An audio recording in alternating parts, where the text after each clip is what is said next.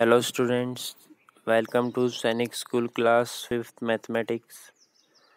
In this part we will start a new chapter, Unitary Method. So question number 1, if 16 men can build a wall in 10 days, how long will it take 20 men to build the same wall? अगर 16 man किसी दीवार को 10 days में बनाते हैं तो उसी wall को 20 मैन कितने डेज में बनाएंगे? सो हमारे पास देखिए, let the required number of days be x, कि हमें जो डेज निकालने हैं हम उनको एक्स मान लेते हैं। Then we have number of man, ऊपर लिख लेते हैं हम, और नीचे नंबर ऑफ डेज। तो नंबर ऑफ मैन 16 मैन के लिए कितने डेज दिए गए हैं? 10 डेज। सो 16 अपॉन 10, 16 इंटू 10। और 20 मैन के लिए हमने डेज माने हैं एक्स। तो हमारे पास क्या हो जाएगा? 16 इंटू 10 हमने इसलिए किया है क्योंकि हम पहले 1 मैन का निकालेंगे। ठीक है, ये केस जो है वो इनवर्स प्रोपोर्शन का है, इनवर्स वेरिएशन का है। इनवर्स का मतलब क्या होता है कि एक चीज़ इंक्रीज़ होती है, दूसरी चीज़ डिक्रीज़ होती है, एक चीज़ बढ़ती है, दूसरी घटती है।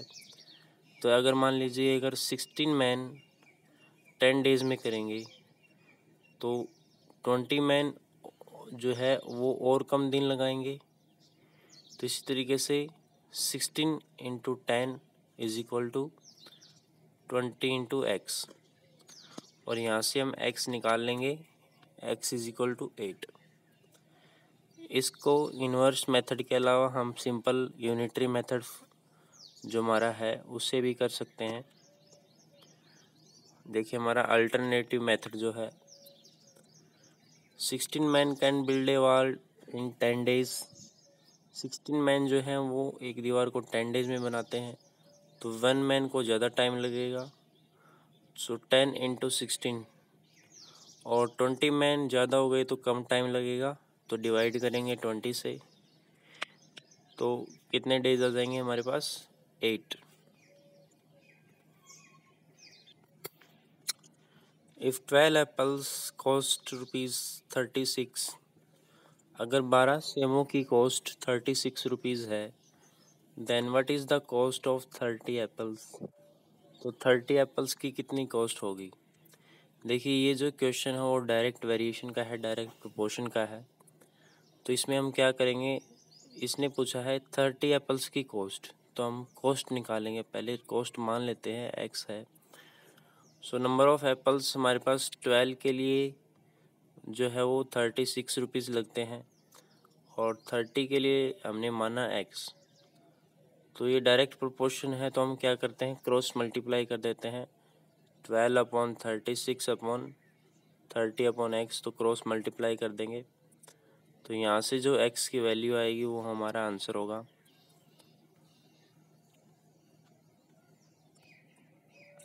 सो x देखिए हमारा क्या है, x is equal to 90 apples. तो 30 x is equal to 90 rupees. ठीक है, 30 एप्पल्स की कॉस्ट जो है वो 90 रुपीज़ है। डायरेक्ट प्रोपोर्शन का कैसे हुआ ये देखिए क्वेश्चन, भी 12 एप्पल्स की कॉस्ट 36 रुपीज़।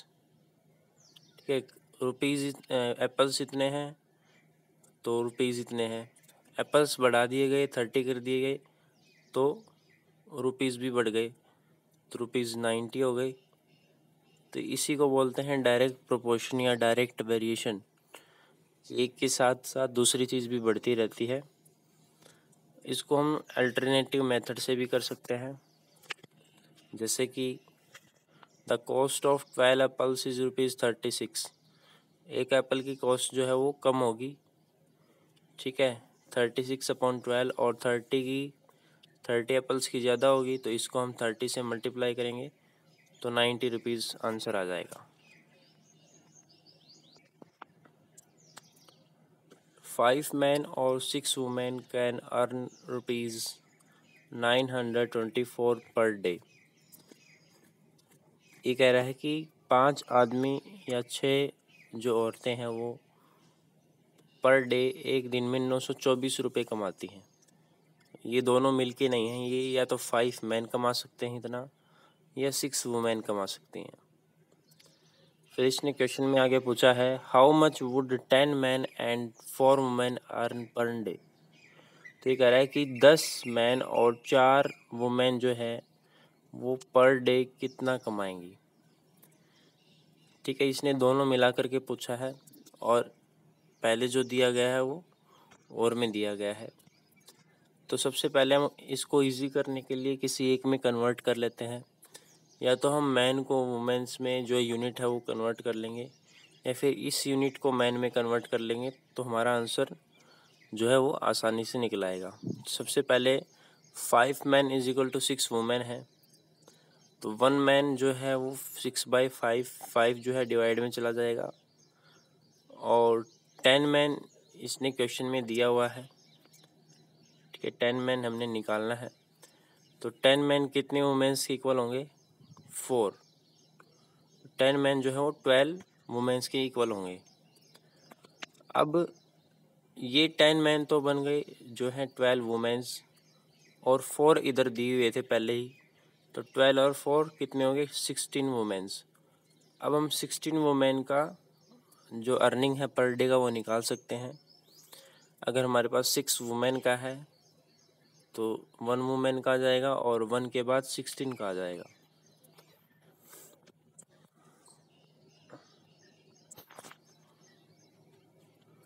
तो देखिए इसमें क्या है, नंबर ऑफ वुमेन 6। ठीक है, 6 वुमेन है तो पर डे की अर्निंग जो है वो 924। तो ये भी डायरेक्ट प्रोपोर्शन का ही केस है। अगर नंबर ऑफ वुमेन बढ़ेंगी तो रुपीज़ भी बढ़ेंगे साथ के साथ। So more women will earn more per day, कि जितनी ज़्यादा वुमेन होंगी उतनी ज़्यादा ही पर डे अर्निंग होगी। So it is a case of direct variation. इसमें क्या करते हैं हम कि क्रॉस मल्टीप्लाई करते हैं अपॉन में करके। सो 16 इंटू 924 और 6 इंटू एक्स, जो आंसर आएगा कैंसिल करने पर आपका आएगा 6 से कैंसिल कर देंगे इसको, तो 2464 रुपीज़ पर डे। इसको अल्टरनेटिव दूसरे मेथड से भी कर सकते हैं, जैसे हमें कन्वर्ट तो इसमें भी करना पड़ेगा। तो 5 man is equal to 6 women, 1 man is equal to 6/5, और 10 हमने निकालना है तो 12 वुमेन और 16 आ गया हमारे पास, सेम पहले वाला प्रोसेस। अब उसके बाद क्या करना है कि 6 वुमेन जो है वो अर्निंग 924 है, तो 1 वुमेन की अर्निंग कम होगी भी, एक वुमेन तो कम ही कमाएगी 6 वुमेन के अलावा, 6 वुमेन के कंपैरिजन में। तो 924/6, और हमने निकालना है 16 का, 16 वुमेन का निकालना है, ये 1 वुमेन का है। तो हम क्या कर देंगे 924/6 मल्टीप्लाई 16, तो आंसर हमारा यही आएगा। इसको 6 से हम कैंसिल कर देंगे तो आंसर क्या आ जाएगा 2464 रुपीज़।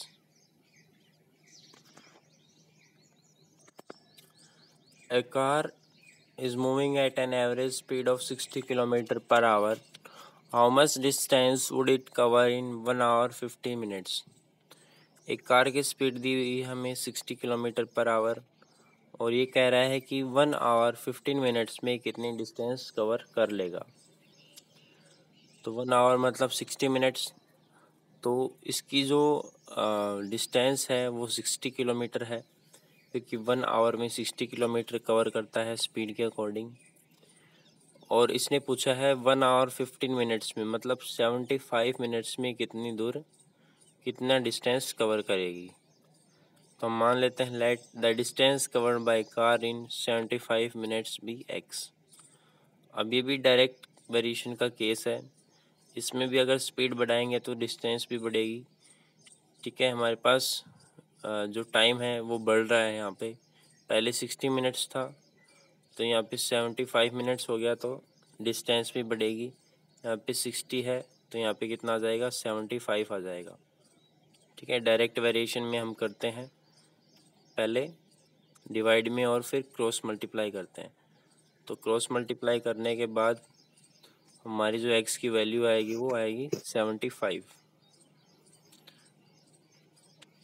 सो 75 मिनट्स आएगा, और 75 मिनट्स को हम कन्वर्ट कर सकते हैं। 75 जो हमारा डिस्टेंस आएगी किलोमीटर्स में,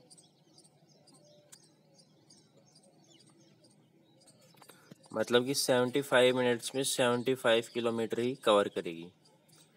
उसके बाद अल्टरनेटिव मेथड, दूसरे मेथड से अगर आप निकालना चाहते हैं, so 1 hour 15 minutes is equal to 16 minutes plus 15 minutes, तो मिनट्स तो 75 ही रहेंगी। और distance covered by in 1 minute, तो 1 मिनट में 60/60, और distance covered by 75 minutes, so into 75, so answer आ जाएगा आपका 75 kilometre. 18 men can dig 7 and 1/2 meter long trench in one day। जो 18 जो लोग हैं वो 7.5 मीटर का जो ट्रेंच है, वो जो गड्ढा है, वो एक दिन में खोद सकते हैं। How many man should be employed for digging 20 metre long trench of the same type in one day. अगर इसी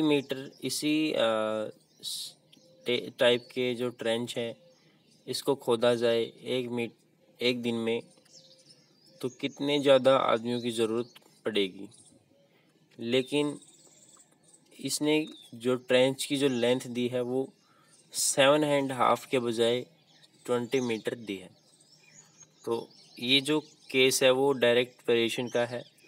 इसमें क्या है कि नंबर ऑफ मैन जो है वो 7.5 मीटर का जो ट्रेंच है, जो पिट है, जो गड्ढा है, उसको खोदने के लिए चाहिए। तो अगर ज़्यादा बड़ा होगा ट्रेंच तो ज़्यादा आदमी लगेंगे, और कम होगा तो कम लगेंगे। तो डायरेक्ट वेरिएशन है। तो इसमें क्या करेंगे, हम क्रॉस मल्टीप्लाई कर देंगे, 7.5 इंटू एक्स और 18 इंटू 20। तो इसमें देखिए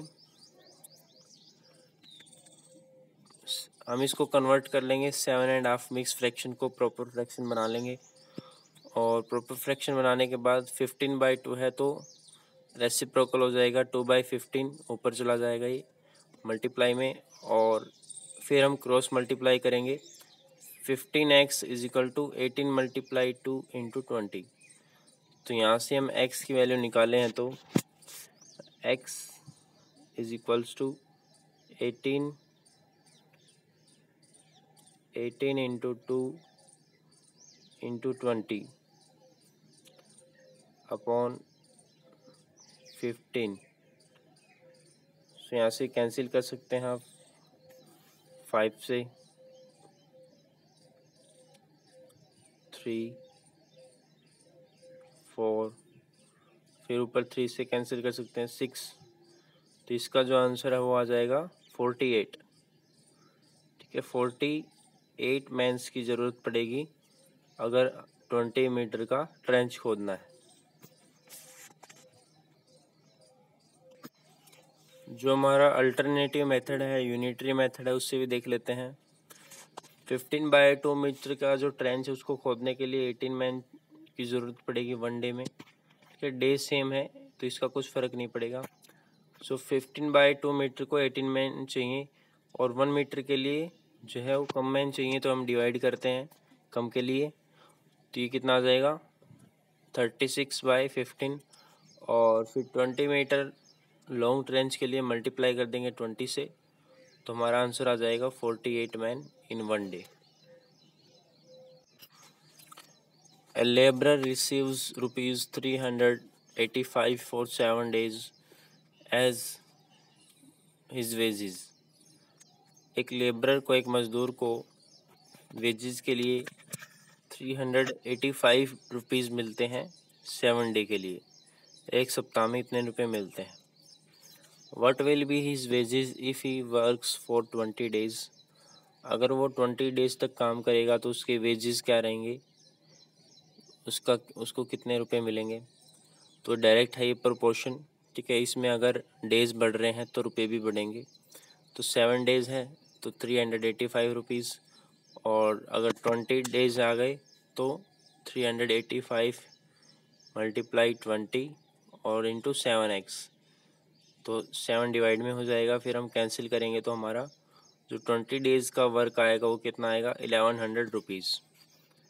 ऐसे ही अल्टरनेटिव मेथड में a labourer receives for 7 days wages, 7 days का जो वेज है वो 385 है। 1 डे का जो वेज है वो कम होगा, तो कम के लिए हम 7 से डिवाइड कर रहे हैं, और 20 डेज़ का जो वेज है वो ज़्यादा होगा, 385 अपॉन 7 इंटू 20। तो इसको कैंसिल करने के बाद हमारा जो आंसर आएगा, हम 7 से कैंसिल करते हैं तो 55, और 55 इंटू 20 1100 रुपीज़।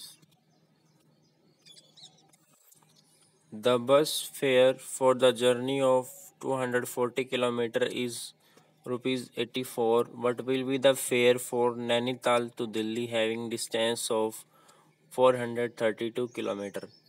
अगर 240 किलोमीटर के लिए 84 रुपीज़ लगते हैं तो 432 के लिए ज़्यादा रुपीज़ लगेंगे। ये भी डायरेक्ट वेरिएशन है, डायरेक्ट प्रोपोर्शन है।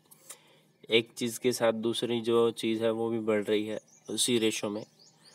तो 240 अपॉन 84 हम डिवाइड करेंगे, और फिर 432 अपॉन x, और फिर हम क्रॉस मल्टीप्लाई कर देंगे। 240 मल्टीप्लाई x, और ये इधर मल्टीप्लाई हो जाएगा, और यहाँ से जो x की वैल्यू आएगी वो आएगी 151.20 रुपीज़। इसी को हम अल्टरनेटिव मेथड से करते हैं। सो हमारे पास जो बस फेयर है 240 किलोमीटर के लिए 84 रुपीज़ है। 1 किलोमीटर के लिए कम फेयर लगेगा, कम किराया लगेगा, तो 84 अपॉन 20। और अगर हमें 432 के लिए निकालना है तो ज़्यादा लगेगा, तो मल्टीप्लाई 432, जो आंसर आएगा 151.20। ठीक है, जो बस फेयर रहेगा नैनीताल से दिल्ली तक का वो 151.20 rupees. 36 man can do a piece of work in 25 days. अगर 36 मैन किसी काम को 25 डेज में कंप्लीट करते हैं, if work is set to be finished in 60 days, then how many man will be required. तो अगर ये कहा जाए कि जो काम है वो 60 डेज में कंप्लीट होगा तो कितने लोगों की ज़रूरत पड़ेगी। तो देखिए, हम मान लेते हैं let the number of man required to finish the same work in 16 days. 60 days के अंदर जो हमें मैन चाहिएंगे काम को फिनिश करने के लिए वो है x। तो सबसे पहले हमें दिया गया है 36 मैन के लिए जो है 25 डेज़, और x मैन के लिए 60 डेज़, 60 डेज़ में कंप्लीट करना है। अब ये जो केस है वो इन्वर्स वेरिएशन का है। इन्वर्स वेरिएशन का कैसे है, देखिए इसमें क्या है कि नंबर ऑफ डेज ज़्यादा है और मैन कम चाहिए हमें। जैसे कि पहले नंबर ऑफ डेज जो थे वो 25 थे, ठीक है 25 थे, और हमें नंबर ऑफ मैन जो है 25 के लिए दिए गए हैं 36, लेकिन 60 जो नंबर ऑफ मैन जो थे हमारे पास पहले 36 थे, और 36 के लिए हमें नंबर ऑफ डेज दिए गए हैं 25। तो हमारे पास नंबर ऑफ डेज अभी हैं 60, तो 60 के लिए हमें कितने मैन चाहिए, कम मैन चाहिए। ठीक है, ये जो केस है वो इन्वर्स वेरिएशन का है। तो इसमें क्या करेंगे, हम क्रॉस मल्टीप्लाई करेंगे, कितने जो मैन है वो रिक्वायर्ड होंगे 60 डेज़ के लिए। सो 35 इंटू 25, 36 इंटू 25 और x इंटू 60। हमारा जो आंसर आ जाएगा, x की वैल्यू जो आएगी वो आएगी 15 मैन चाहिएंगे। इसको एक बार अल्टरनेटिव मेथड से, यूनिटरी मेथड से और समझ लेते हैं। देखिए 25 डेज में जो काम फिनिश होता है 30 मैन के थ्रू, ठीक है, वो होता है कंप्लीट वर्क कंप्लीट होता है। उसके बाद 1 डे में जो होता है वो ज़्यादा मैन चाहिएंगे। एक दिन में काम अगर कंप्लीट करना है तो ज़्यादा मैन चाहिएंगे, 36 इंटू 25। और 60 डेज में अगर काम कंप्लीट करना है तो कम मैन चाहिएंगे, तो डिवाइड बाय 60। तो कैंसिल करेंगे इसको, 5 से 4 यहाँ पे गया और 4 9,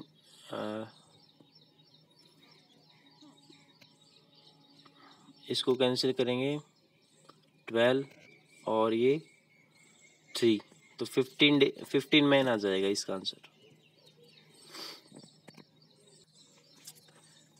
इन ए hostel 100 student had provisions for 130 days, कि किसी हॉस्टल के अंदर 100 बच्चों के लिए 130 दिन का खाना है। After 10 days 20 student left the hostel, 10 दिन बाद जो है वो 20 बच्चे हॉस्टल छोड़ जाते हैं। How long would the remaining food last, तो जो बचा हुआ खाना है वो कितने दिन और चलेगा। तो देखिए जो 10 डेज के बाद जो रिमेनिंग स्टूडेंट हो जाएंगे, नंबर ऑफ स्टूडेंट्स कितने हो जाएंगे, 80 हो जाएंगे। और जो रिमेनिंग डेज हैं, देखिए हमने 10 डेज भी माइनस करने हैं क्योंकि 30 डेज का 130 डेज का खाना है। तो 10 दिन बाद 20 बच्चे चले जाएंगे, तो हम 10 दिन के बाद जो डेज बचेंगे उसी का हम निकालेंगे कि कितने दिन तक चलेगा। तो let the remaining food last for x days, तो x डेज तक चलेगा।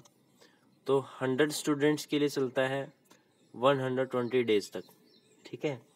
जो रिमेनिंग डेज हैं 100 स्टूडेंट्स के लिए वो चलता है 120 डेज तक, और 80 स्टूडेंट्स का है वो x डेज तक। ये इनवर्स प्रोपोर्शन है, ठीक है। अब नंबर ऑफ स्टूडेंट बढ़ रहे हैं, नंबर ऑफ डेज जो है वो घटेंगे।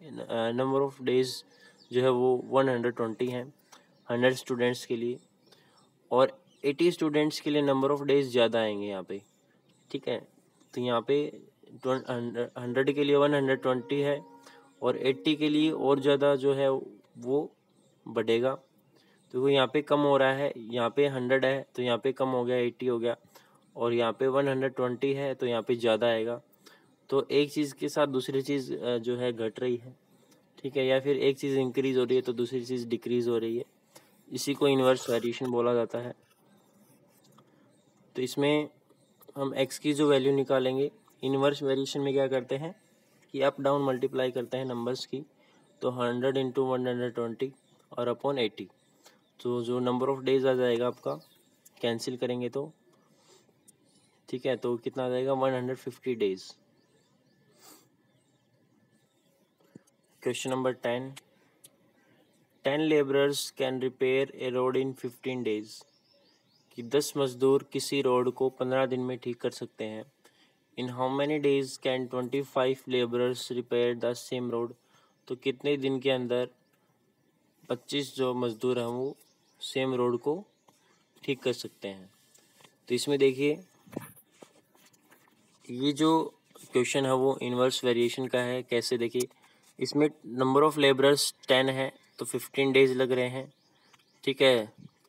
कम मजदूर हैं तो ज़्यादा दिन लग रहे हैं, और ज़्यादा मजदूर आ गए 25 लेबरर्स आ गए तो कम डेज लगेंगे।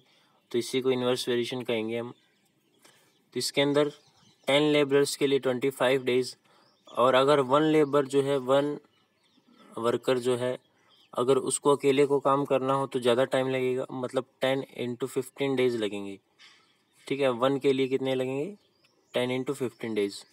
और अगर 25 का हमें निकालना है तो हम क्या करेंगे, 10 इंटू 15 अपॉन 25,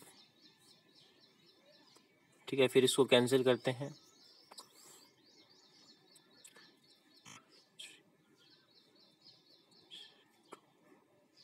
तो हमें कितने डेज लगेंगे, 6 डेज। ठीक है, 6 डेज में जो 25 of workers, number of workers हैं वो रोड को रिपेयर कर लेंगे।